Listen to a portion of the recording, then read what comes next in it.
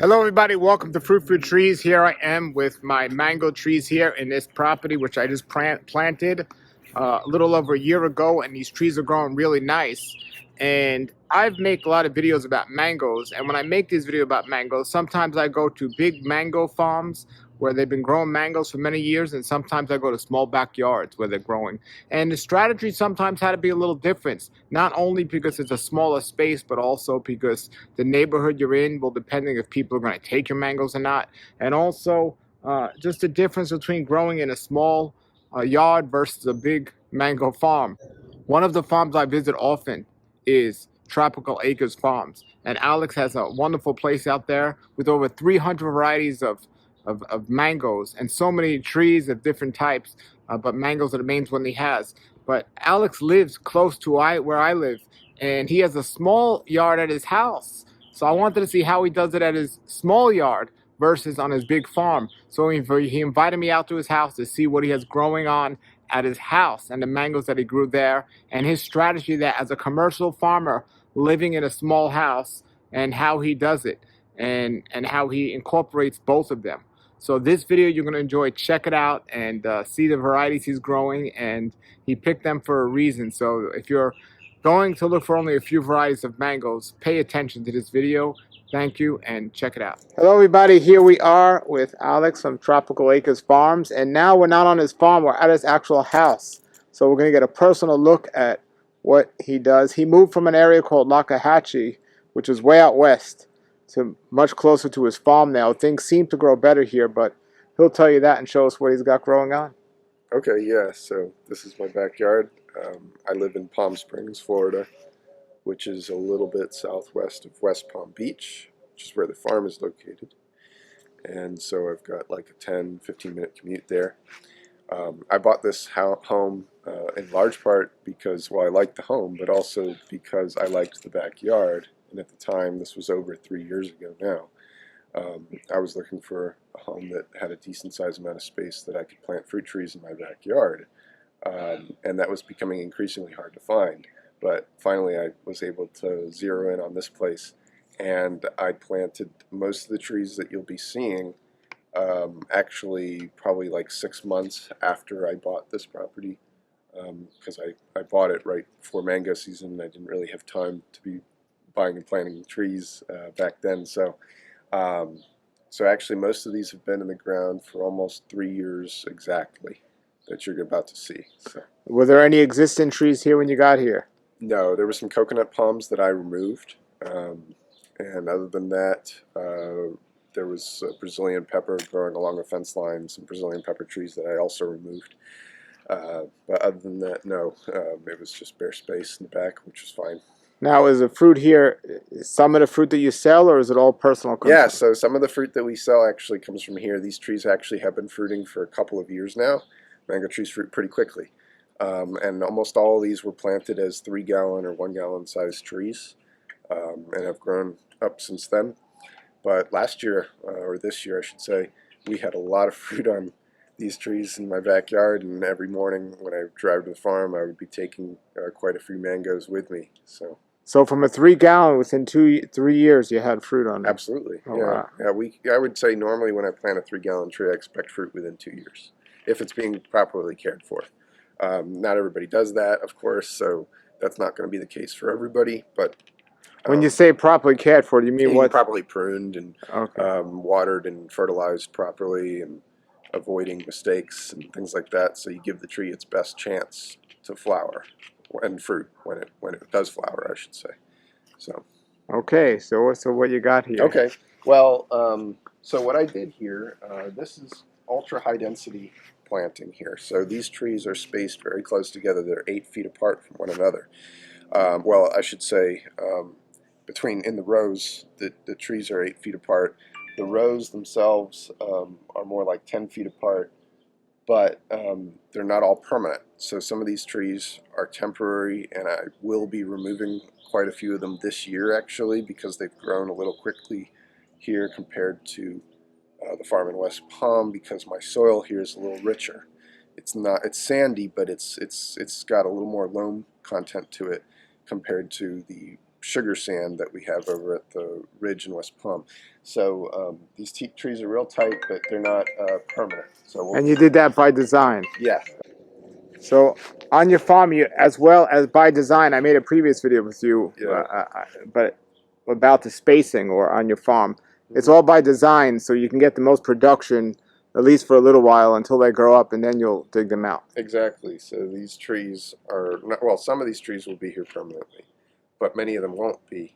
And the whole idea is that we plant them and we get fruit for a certain number of years, and then once they've started to grow into one another, we don't feel like we'll be able to effectively prune them back and expect fruit regularly from them. We want to give the permanent trees enough space and sun and air that will still get quality fruit. That's really important down here. So we will remove those temporary trees and put them in a container and sell them or plant them somewhere else. And So, you suggest at least 15 feet for a good yeah, actually we give 16 feet. 16 feet. So, but you could do more than that. I mean, that depends on how intensely you're willing to prune them. A lot of people don't prune their trees very intensively or very frequently, and for some of those people, even wider spaces than that might be beneficial if they're expecting, really good crops and really high quality fruit. Because the closer you space them, the less airflow and sun there is, the lower the production is going to be in most cases, and the lower the quality is going to be. So the fruit's not as good. So when you designed this, did you have that in mind of what you're eventually going to take out when you planted them? Absolutely. So I planted a certain number, I want to say like maybe 15 permanent trees. And then I planted interplanted trees where only a couple varieties that I had confidence in to fruit young, to have value, that kind of thing. So stuff I like personally, but also stuff that I felt was easy to sell. So because this was going to be way more fruit than I was going to be consuming. So it had a more commercial purpose than personal. So. And how easy or difficult it is after, I don't know, how many years do you take a tree out? Maybe 5 years or so? That would be on the long side for at least these, because like some of these, like I said, have only been in the ground for 3 years and they're about ready to come out. But yeah, I mean, some of them can make it to 5. Depends on where they're growing and that kind of thing. So did it come out pretty easy, mango trees, where you could transplant them? Most of the time, not always. You have to know what you're doing. There's a little bit of a process to that. So. Okay, all righty. But we have pretty good success with it. So, okay.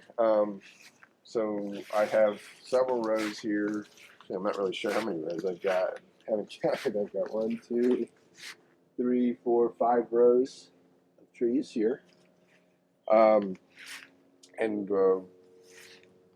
this row, starting here, is a permanent row. Although this may not be a permanent tree because it's pretty close to the house. But the tree in front of it is. So the tree in front of this is a pickering mango, by the way. The tree in front of it's my only avocado tree. It's kind of small. This is a day avocado. I didn't really plan on planting many avocados back here, but I wanted to have one. So the next tree over is an Angie. This is a temporary tree. This tree is going to be removed pretty soon, but you can see it's starting to flower now. This tree's been fruiting for a couple of years now. So this tree next to it is a permanent tree. This is a Carla, which had quite a bit of fruit last year. It's flushing vegetative growth right now, which is a little discouraging, but hopefully the tree will flower at least on the remaining canopy if we get a cold front at some point. We're here in late December. We've had an extremely hot winter. So who knows what will happen. How many trees do you have total in the ground right now, do you know? I have around 50 back here. 40 to 50 here. Any doubles? Do you have any more than one? Sure, I have quite a few. All right. Yeah. Of at least more than one variety. Yeah, I mean, or of the variety, multiple examples. And people watching this, keep in mind that he sells a lot of these, so this isn't all for his personal consumption. So if you were going to do this yourself for your own, you'd probably have all different varieties, right? If it was just for your small house. Yeah, it depends on what you're trying to do and the scale of it. Some varieties aren't really good commercial mangoes, but they might be perfectly fine for a backyard where you're just expecting whatever fruit you can get for you and your family, and how much you can sell or give away isn't that important. So don't take this as necessarily gospel for what you should plant in your yard. You know, take your own likes into consideration, because I'm a commercial grower, and the business aspect of it is pretty important to me. So this right behind me is an orange sherbet. This fruited really well last year, and it's flowering again on part of the canopy, but the rest of the canopy is still dormant. So this tree, you can see it's growing rather compactly. I've pruned this to kind of get it to spread out a little bit. Now I see you have a watering system here. How often do you water these? I really don't. I watered them when I planted them, but in fact, the timers don't even work on them anymore. I got to replace the timers. But no, I mean, like when I plant a mango tree, you know, I water it for a period of time. But then once they're established, they don't really need much water, and so these trees haven't been receiving regular irrigation for a while. But they grow no problem. So unless there's a drought, this is fine, no water. Yeah, it is. At least for me, it is. Yes, in this location. So now here, I'm not as elevated as the farm in West Palm Beach. So this is like between West Palm and Lake Worth and Green Acres. The land is a little lower. I mentioned the soil is a little richer, retains moisture a little better here. So I probably, in general, don't need to water mango trees as much here to get them to grow well as we do in West Palm Beach, where the water dissipates pretty quickly because we're higher elevation. The soil is pure sand, so the water does not stay around very long. Even after a hard rain, it doesn't stay very long. So I have noticed that the trees grow a little more vigorously here under basically the same program than they do over there. So. Okay. So here's another Angie. Behind it is an Edgar. So this Edgar is a permanent tree. And this fruited real well last year too. It's growing a little more vigorously than I would like it. Now Angie's more known than Edgar. Yeah, is there a reason why you left Edgar as a permanent tree? Well, I wanted to have some variety here, and I already had planted a permanent Angie in my backyard. So there is a permanent Angie tree in here. Got you, okay. So with my permanent trees, because I figured I only had space for roughly 15, maybe a few more if I plant on other sides of the yard, I wanted to have as many varieties as I could that I felt were going to perform well enough. I wanted stuff that was going to fruit almost every year and that I wasn't going to have to spray too much. And I rolled the dice a little bit on a few varieties. Edgar I didn't have a lot of experience with, for example, but I knew it fruited pretty consistently. And I liked the mango. So this was one of the 15 or 16 or whatever of varieties that I planted back here in permanent spots. So with the temporary trees, there's much less diversity. It's only a few varieties. And right here is another one of these temporary trees. So this is a Neelam. And I wouldn't have mind planting Neelam in a permanent spot, but I didn't really think to at the time. So I stuck it in a temporary spot. This tree fruited last year. Actually, it's been fruiting for 2 years. So the thing I like about Neelam is it's a real precocious mango. They start bearing really young. And they're real disease resistant. So talking about stuff that I didn't have to spray and do much to get fruit from, this is an example. But in hindsight, I kind of wish I had planted it in a permanent space, and I might do that if I open up another spot. But tree behind it is a permanent tree. This is a honeykiss. This is the most vigorous honeykiss tree I've ever had. I've grown quite a few of these over however many years, and I've never had one that grew quite this rapidly.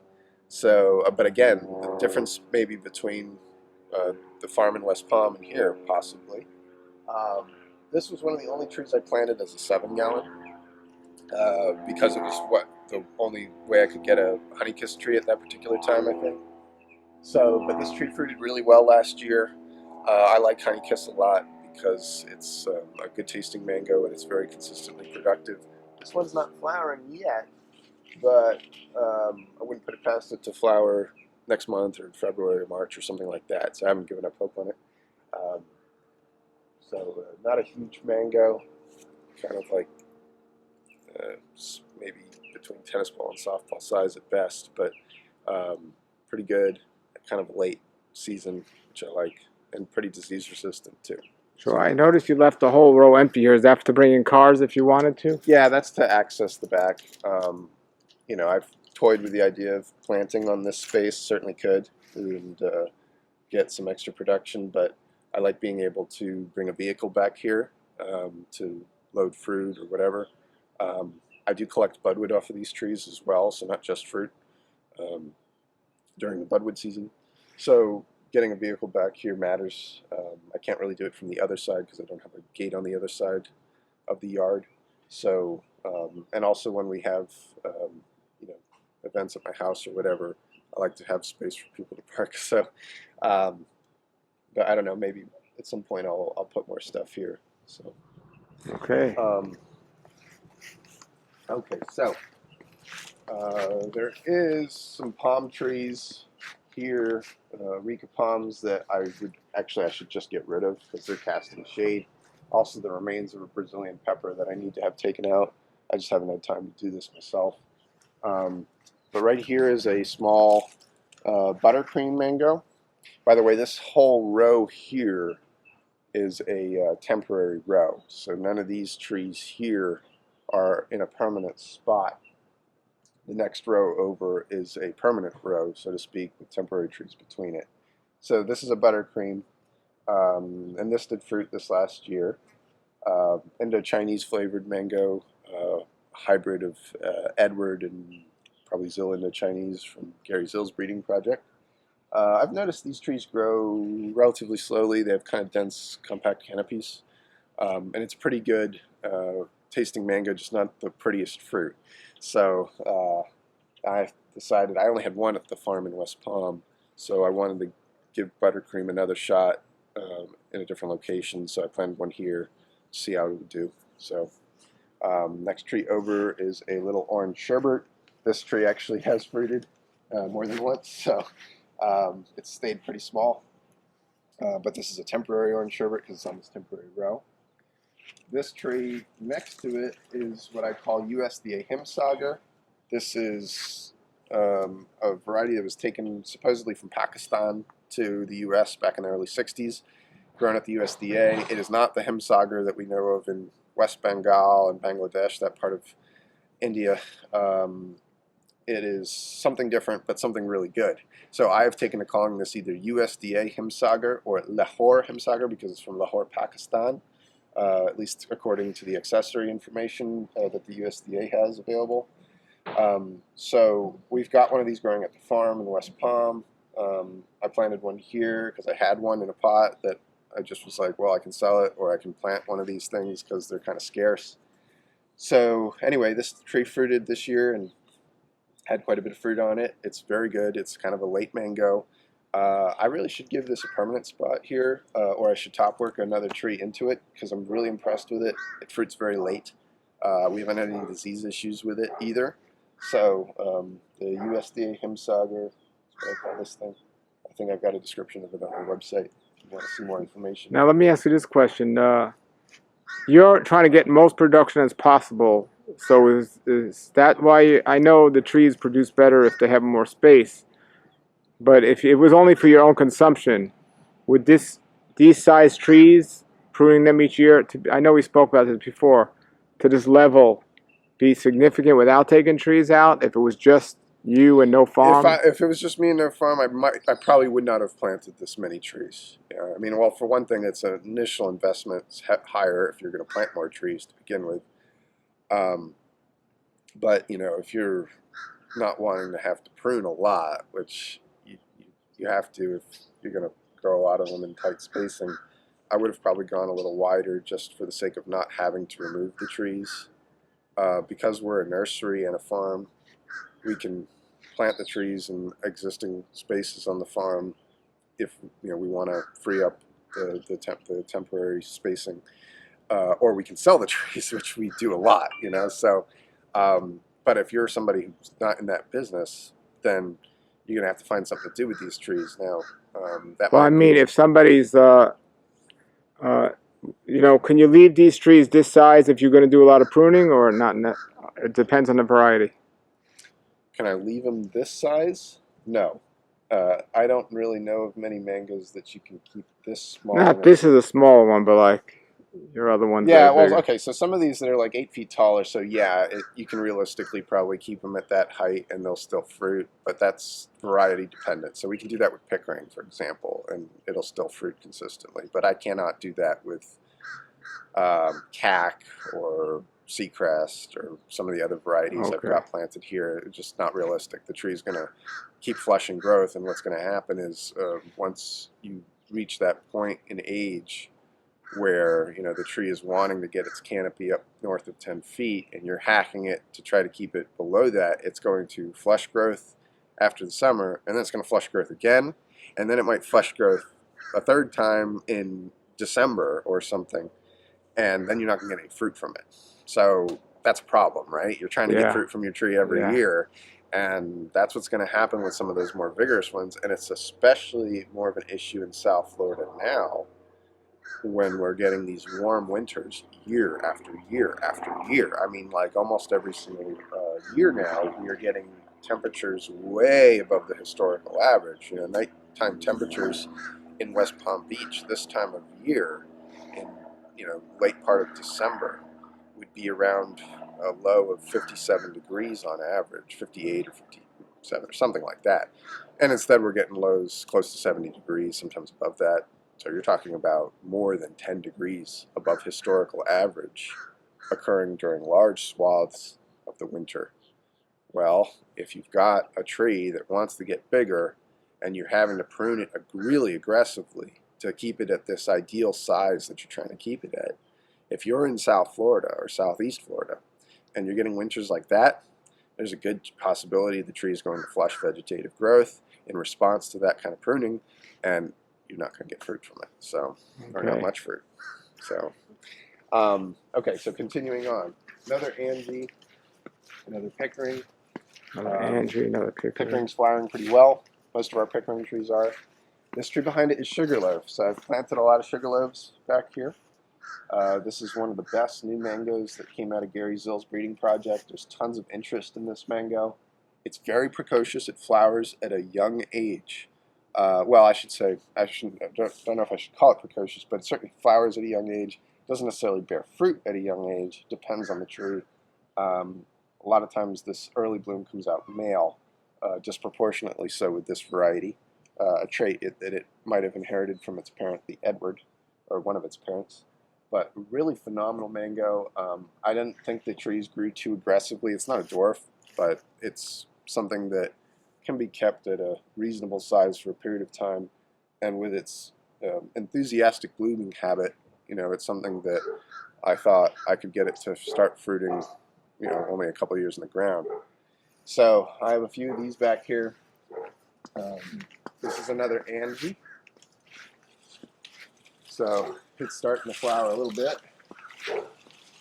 Another sugarloaf. This is one of the trees that I should have probably removed this year. You can see that it's starting to touch the Angie, or the Angie is starting to touch it, either way. Anyway, the consequence of having them this close together is that they will grow into each other relatively quickly, especially if they're growing fast. And these trees have been growing faster than I anticipated. The tree behind it is another Angie. This might be the biggest tree I've got here. This was actually a 3-gallon tree 3 years ago when I planted. Wow. It was a larger 3-gallon, but a 3-gallon nonetheless. And look how big it's gotten in that brief period of time. I have got a lot of fruit off of this tree the last couple years, so but it's big enough now. It's about due to come out. It's pretty close to my patio in my house. So for everyone that's looking, so a tree this size, if it's pruned back and you do it the right way, it can be dug out safely. Yes, so now, would you have to root prune it or not? Ideally, you would. I haven't necessarily done that every time I've transplanted a tree, but ideally you would root prune it, and then you wouldn't have to remove too much canopy. And how far would you prune it back before you took it out? Well, if it was root pruned, you wouldn't have to prune it back much at all. Although that might have to do with how you were transplanting it and what kind of space you had for that. But would it be But preferable to, even if you root prune it, would it be preferable to prune root, it, yeah, or not? probably a little bit, just to get the canopy to a little lower level, but not 100% necessary. Now, if you weren't root pruning it, then yeah, you're going to have to cut it back. So, Okay. all right, so continuing on. Okay, so back here, this row we've got one of my permanent pickering trees. I have actually 2 permanent pickerings back here. This was a tree that actually originally was growing at my farm in Loxahatchee, and what happened was I transplanted this tree and I put it in a pot, and it was in a 25-gallon pot for probably a year or more, and I wasn't sure what I wanted to do with it, where I wanted to plant it. Finally, I decided to plant it here. So this tree was fruiting in Loxahatchee for a number of years, was brought over here. So at this point, this tree is probably, I'm going to say like, I don't know, 8 years old or something like that. I'm not sure exactly. But pretty small, right? I mean, Now, considering it's a pickering, yeah, you could have left it in the pot, right? I could have, but I didn't want to. The area that I had the potted trees at, at the time I didn't feel like selling the tree, and I wanted to get more fruit. So I wanted to let the tree get a little bigger. So I planted it back here, and this tree is not even 7 feet tall, and it's 8 years old or whatever it is, and it's very productive. I've had so much fruit over this tree the last couple of years, and I always like looking at it when I come out in my backyard. So this tree here is in a temporary spot. This is a Phoenix mango that is grafted on an experimental rootstock. Gary Zill gave this to me. It's a dwarfing rootstock, supposedly, and it has kept this Phoenix from growing too quickly. It's also made it more precocious, so it's flowered the last several years. I had fruit on this Phoenix tree this year, and really good quality mango. Probably what I'll do with this tree after its neighbors have grown into it is I will probably move it to a different spot, because this is kind of a special tree being on this rootstock, rootstock H. So I think that's kind of cool, because normally Phoenix mango trees grow really vigorously, and this rootstock has slowed this down big time. So, but anyway, Phoenix is a Jakarta seedling, and it tastes kind of similar to Jakarta, but probably better, and kind of a mid-season mango. Pretty fruit too. I mean, really high quality. It kind of straddles the line between a classic subacid flavored mango and an Indian flavored mango. I'd probably say it's more Indian flavored, but really impressive fruit. One of Gary Zill's best new selections. So behind it is a Seacrest mango, and this is already a pretty decent sized tree. He's talking about Seacrest being a very vigorous tree. It's flowering. This tree's fruited the last couple of years also, continuing the theme of trees that fruit pretty quickly. One issue this mango has, by the way, it has a very nice flavor. It's actually a citrus flavored mango. It has what we call the Gary citrus. So this is a hybrid between Edward and Gary, most likely. When it's young, a real small tree, a Seacrest will flower and often be exclusively male flowers. So then it doesn't really set any fruit, and people are kind of wondering what's wrong with it. It is a little prone to powdery mildew too, but no issues with anthracnose, no issues with bacterial black spot. It seems totally resistant to that disease, which I love. So, but I really like this mango. It's a really good quality citrus flavored fruit, and it's productive. Once it starts bearing, it gets pretty productive. So that's a Seacrest. It's also known as triple sec, right? that's right. Okay, Yes. so the nursery renamed it Triple Sec after the citrus liqueur, citrus flavored liqueur. But by that point in time, so many people were knowing it as Seacrest, and we were getting requests for it under the name Seacrest. We don't get too many requests under the name Triple Sec, so we just continued calling it. But on our website, I think we have both names listed. So the nursery grafts it as 777. And everyone can go to Alex's website. I'll put the link below the video, and you can see a great description of all of these trees and so much more. Another Angie. Another Angie. Here is a cac. Cac is one of my favorite mangoes. This tree bore its first crop this year, and it's got some flowers coming out of it now, but it's going to need another kick to probably ignite the rest of the canopy. Although back in here, it's got some stuff starting to emerge too. So anyway, cac is a pretty aggressive tree, and but this one is in a permanent spot. So I forgot to mention this row is a permanent row, but the trees in between are not permanent trees. So the seacrest is in a permanent spot. This cac is a permanent tree here. This tree next to it's an Angie.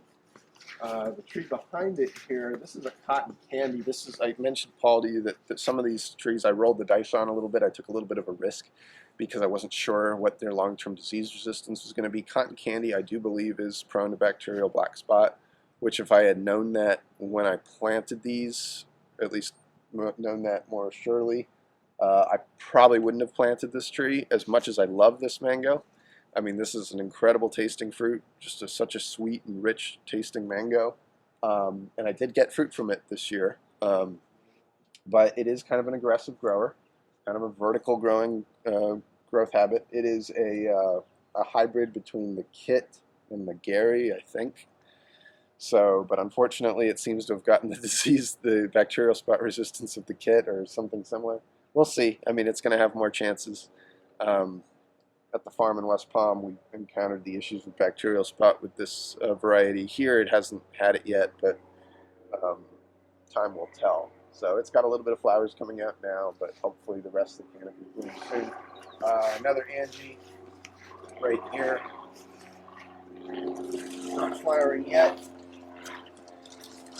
Back in here, that's a sugarloaf. Sugarloaf over there. Okay.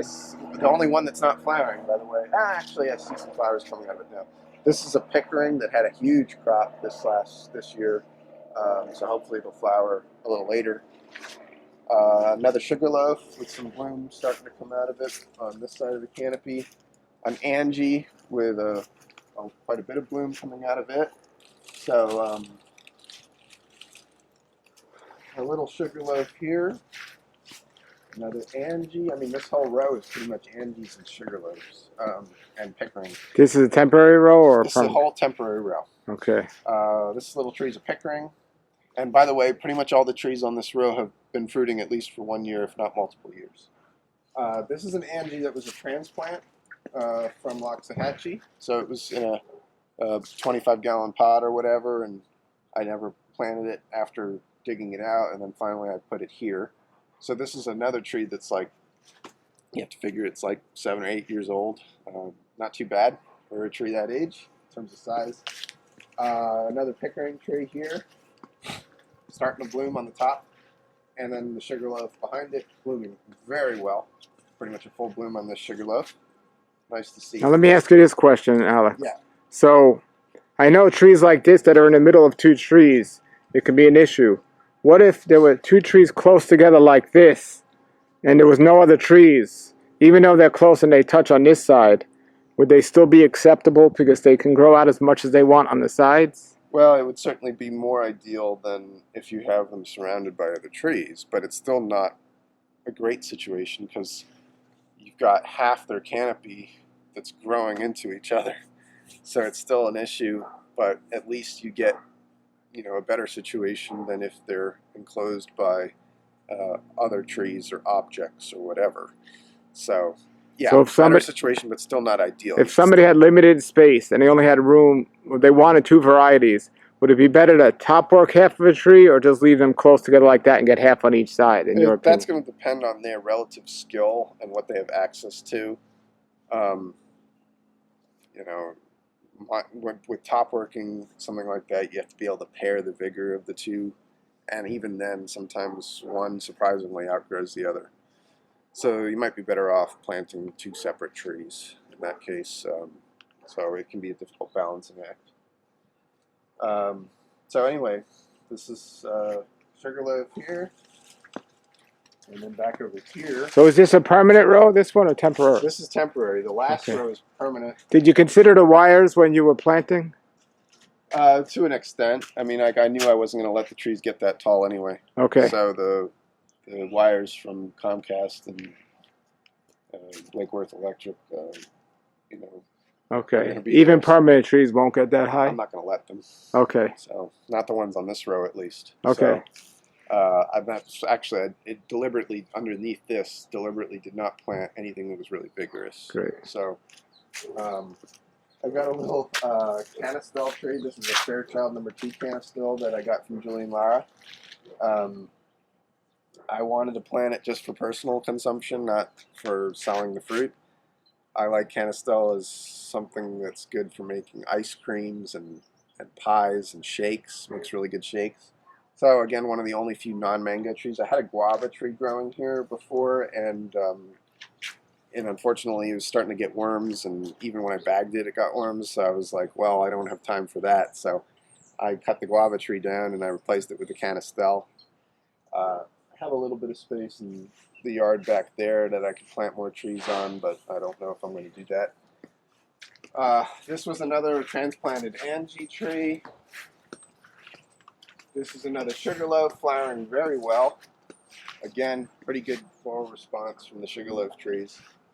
This is another permanent Pickering tree. So this is a temporary sugarloaf, but a permanent Pickering. This was also a transplant from Loxahatchee. This one's about 7 feet tall now.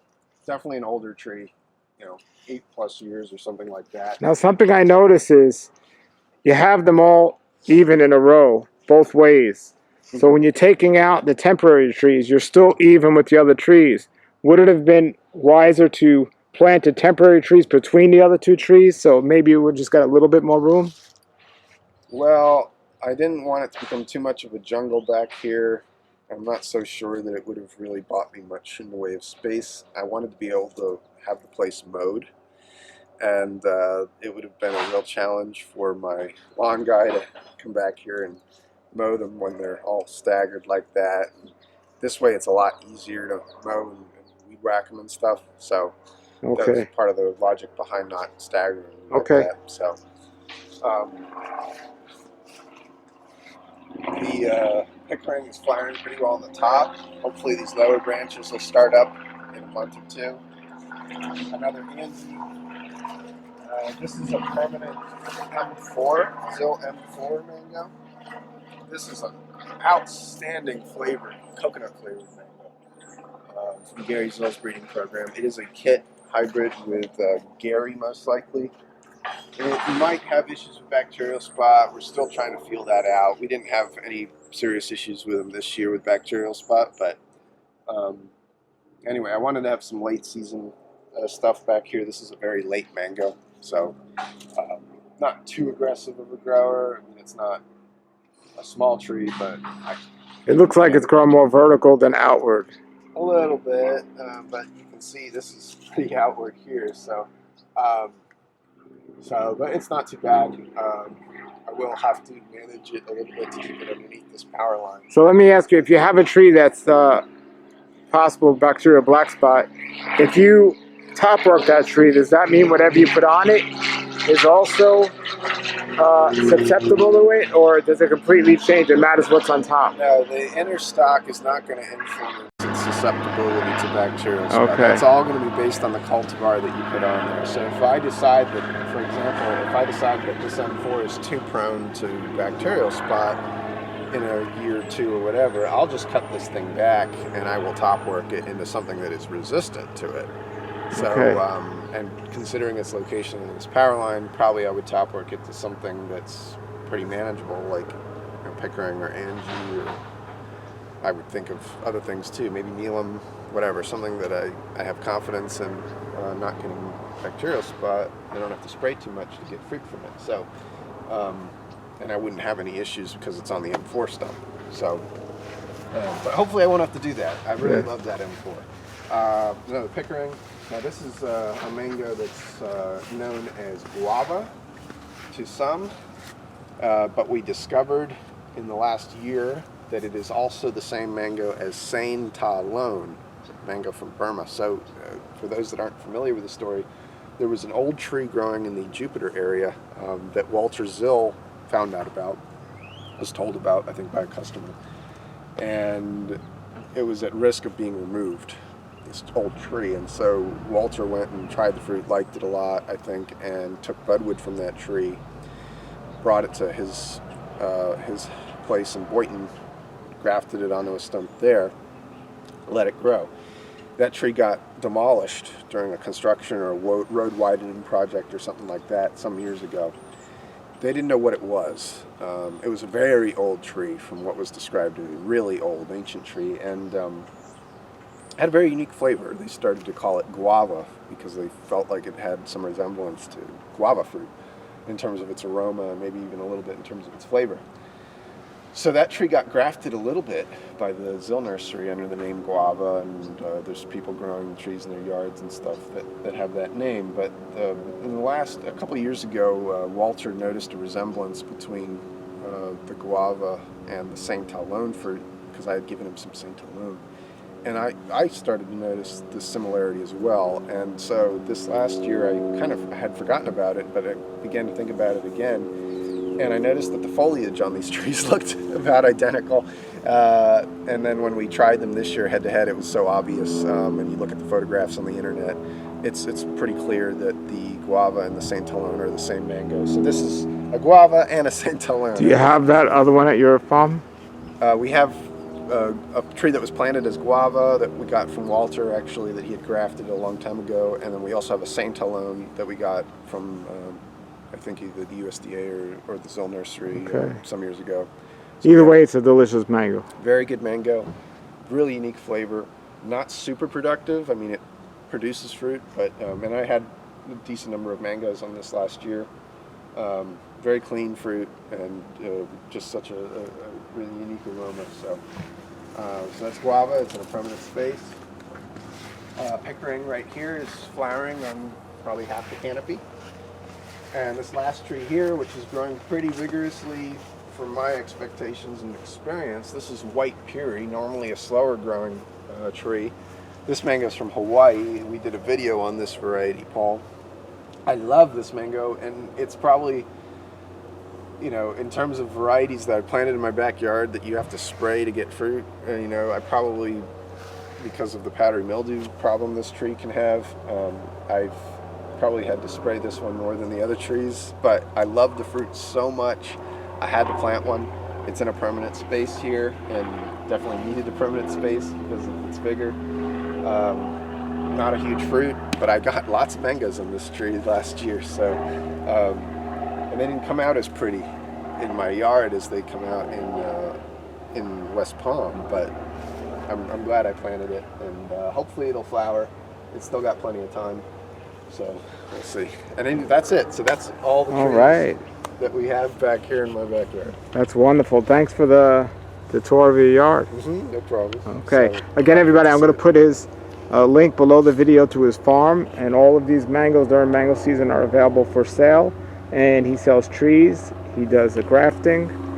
And he sells budwood as well. Yeah, we sell budwood between April and the 31st of August. We usually take a pause during the fruit season when we get too busy to sell budwood, but we'll start selling it again April 1st of the coming year. And the most important thing is he has an amazing list of all these mango descriptions on his website. It's very helpful if you're trying to choose a tree. Yeah, and we're updating that list every year, so, and I need to make some updates to that because we have some varieties that we added. So I need to put them on the website, write descriptions or update descriptions for existing varieties. So.